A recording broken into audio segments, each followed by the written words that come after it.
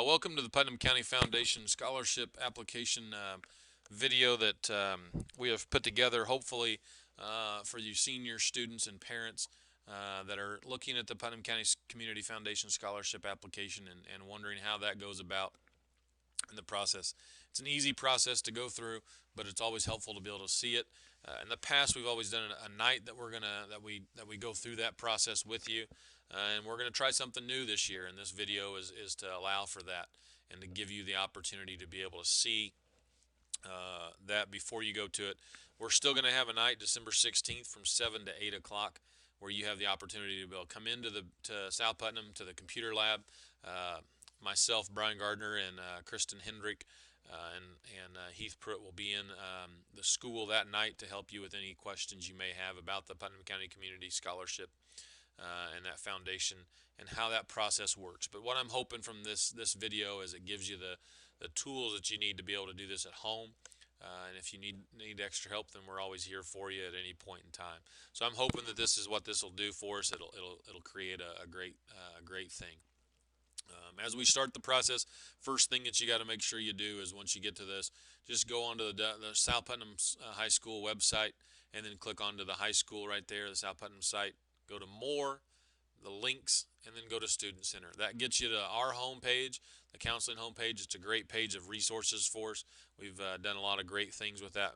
Mr. Pruitt, Heath Pruitt, has worked really well at getting a lot of different information and resources on there. You can obviously contact us and do some different things off of this page, but for today, just in the simple fact of getting to the Putnam County Community Foundation Scholarship, it's the college planning aspect of it here. And we go down here to this and paying for college. And this is one of the many scholarships that you have the opportunity to do. But we're going to go to this outside scholarship. So again, when you go up here from the home, you're going to college planning, down here to the paying for college, and then you're going to outside scholarships and click on that. That's going to pull up the scholarships from outside organizations. There's several different ones as I scroll down here that you can kind of see, and you'll be able to have a chance if you look at those. FastWeb is a really good resource too as well for scholarships that are outside Putnam County. But again, Putnam County Community Foundation's right here at the top. We click on that and that brings us to the scholarship page. If you wanted to go a different route from that, let's just say you had Google open up, you can just put in Putnam County Foundation and it's going to pull that up, and right there it is, and you just pull on it and it's going to open up that page.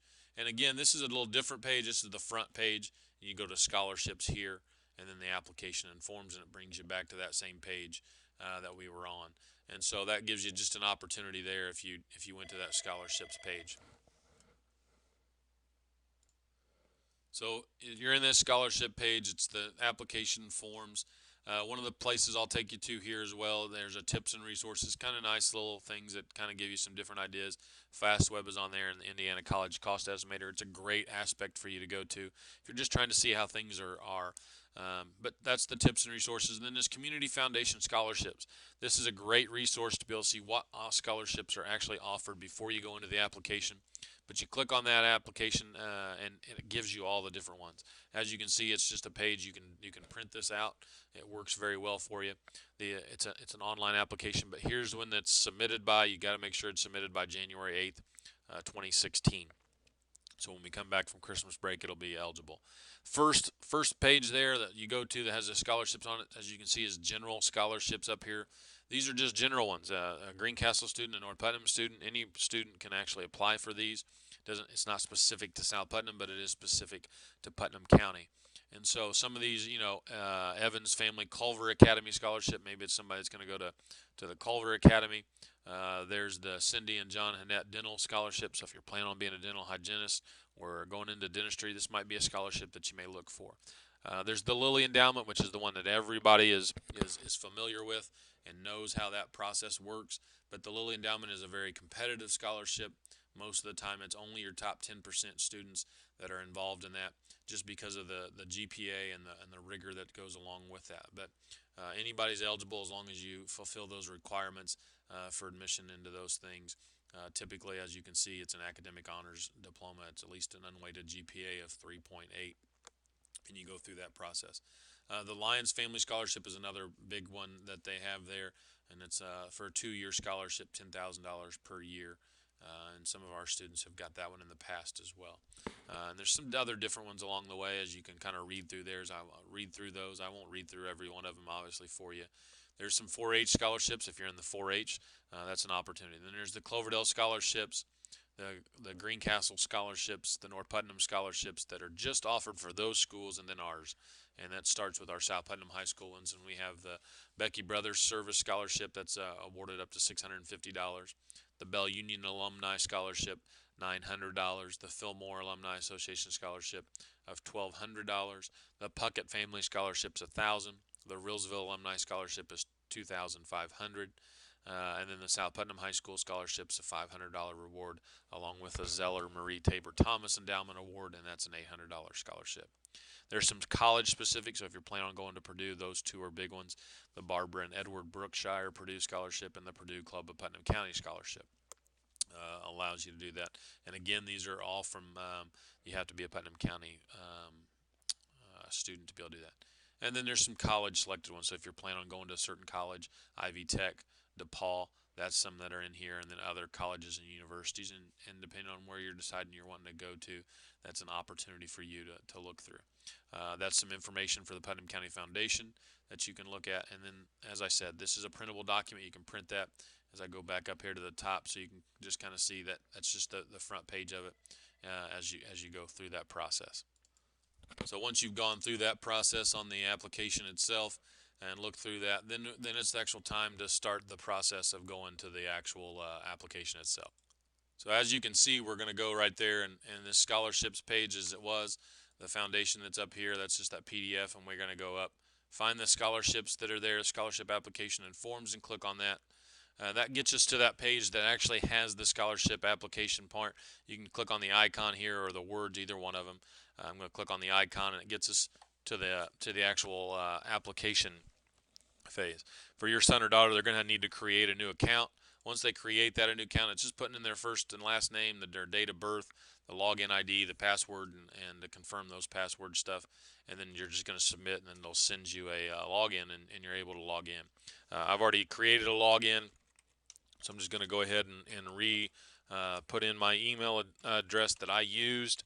And then your son or daughter is going to do the same thing when they get to that point. And then their password, they just need to remember that password. And so once you've done that, then it's going to pull up right here to the actual scholarship opportunities and application. Once you're to this point, this first one, the 2016 Scholarship Opportunities Application, it's going to have this apply here just like these other ones. And you can kind of go down, if you just wanted the Becky Brothers Service Scholarships, you could apply for that one. But the easiest way is just the opportunities. I'm going to go ahead and continue with my application so you can kind of see how that process works. And then it's going to pull up this site, and this page is a very the page that's going to be able to give you the information you're going to need to be able to get through what you have to do to see where you're at. And it starts with this where it says please start here. It just shows, you can see it shows 100%. But all this is just your identifying information. They're going to require you for your date of birth, your name, and you're just typing that information in along with your street address. Make sure all these are right before you do anything, and then once you've done all that, then you're going to hit save and return to that dashboard, and it's going to pull it up to the dashboard. When you start off, it's going to show this 0% like it is underneath this family information, and when you're finished, it has 100% there, and that gives you the information that you need that it's finished. So then we go to the available scholarships. You can see that I've already had started this, and it's at 94%, so I've not finished every single one of those yet. And so when I click on the available scholarships, it's going to give me all the scholarships that are there. And I can click on this as yes or no's. And one of the things that it's going to do, like the Lilly Endowment Community Scholarship, I put no originally, but let's just say, you know what, I think I'm eligible for that, and I'm going to attempt to get that one. I'm going to hit that yes button there just so I can start that process and see how that works. And then save and return to the dashboard. One of the things that you'll see whenever this comes back to the dashboard, because of the Lilly Foundation, there's an extra added one. The family information was next to it, and now it's got the Lilly Endowment Community Scholarships because I've offered up to take that. And then I have to go in here and actually click on this, and I reside or attend a school in Putnam County. I click yes to that one. And then it's going to ask me some other statements there that do I or do I not agree to. You need to make sure that you agree to those to be able to go into that. Again, it'll show you the whatever percentage you're at. There's 2 questions on that. I've only filled out one. It's 50%. Family information, additional information. You're just going through those stages. You can kind of see when I pull it open. It's just like the other ones. You put in the information you have, and then you hit that save and return to dashboard. It'll allow you the opportunity to do so. Educational experience, statement of financial need, your work experience. Work experience, when you pull this up, if you've worked a lot, great. If you have not, it's not a big deal. It's not a situation where you have to worry about if you did or you didn't, but it's going to ask you kind of where you did work at and what that reasoning is behind why you're working there. Community activities, again, those are activities that you may have done in your church, drama activities or volunteer stuff. A very simple one that a lot of people would be in is like if you're in the youth philanthropy group, or if you're doing a volunteer thing for a basketball or a sporting event or something of that nature, like camp that you're working at, or any type of camp thing, any type of thing that you could use there to show, hey, you've been doing some work in the community. School extracurricular activities, those are not going to be your athletic activities, those are going to be your school. So if you're in a club, for instance, if you're in the student council, or if you're in the pie club, coalition club, or the Spanish club, those are the things you want to put in there and put that information in there so they can see and kind of get an idea of where are you at in that process. Some of you are going to have more than others, and if you've had only two, but you're very involved in those two, then that's great. Some of you are going to be involved in several. Athletic activities, it's the same thing. What athletic activities are you been in? Doesn't just because you said you have been or you haven't been doesn't mean anything there. I'm going to put yes so you can see kind of how that goes. The organization, the team, kind of what you were in the time frame that you were. A lot of these are, did you stick with it? Did you do some of those types of things?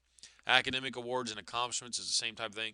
My suggestion is always put in as much information as you can. If you're an honors student, your freshman and sophomore year, put it in there.